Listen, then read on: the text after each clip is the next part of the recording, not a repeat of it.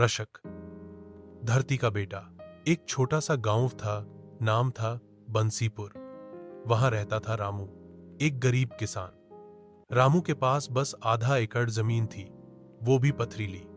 बारिश का कोई भरोसा नहीं, सिंचाई का कोई साधन नहीं, लेकिन रामू का हौसला अडिग था। हर सुबह सूरज उगने से पहले रामू अपने फटे पुराने हल और एक बूढ़े बैल के साथ खेत में पहुंच जाता। पत्नी गीता घर पर बच्चों को संभालती, खुद उपवास में रहकर भी बच्चों को भरपेट खिलाती। रामू के दो बेटे थे, गोलू और मुन्ना, जो स्कूल जाते थे, पर किताबों से ज्यादा उन्हें खेत की चिंता रहती।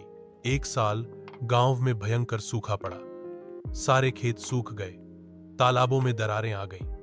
गांव के कई किसान शहर की ओर पलायन कर गए। रामू के सामने भी यही विकल्प था, लेकिन उसने ठान लिया, मैं अपनी धरती मां को नहीं छोड़ूंगा। रामू ने सरकारी योजना के तहत तालाब खुदवाने की याचिका डाली। गांव के कुछ नौजवानों को जोड़ा और सबने मिलकर खुद हाथों से छोटा सा कुआं खोद डाला। दिन रात मेहनत की और आखिर एक दिन पानी फूट पड़ा। उसी पानी से रामू ने अपनी जमीन पर प्याज और बाजरा बोया। वक्त बीता और मेहनत रंग लाई। फसल ऐसी आई कि रामू की आंखें भर आईं। उसने गांव के स्कूल को अनाज दान किया, दूसरों को खेती के नए तरीके सिखाए।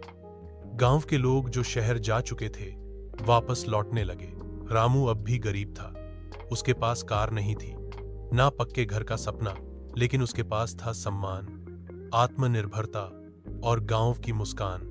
सीख, इस कहानी से हमें यह सीखने को मिलता है कि परिस्थितियां चाहे जितनी भी कठिन क्यों न हो, अगर इंसान में जज्बा हो तो मिट्टी से भी सोना उग सकता है। अगर चाहो तो इस पर छोटा नाट्य रूपांतरण या रेडियो स्क्रिप्ट भी बना सकता हूं।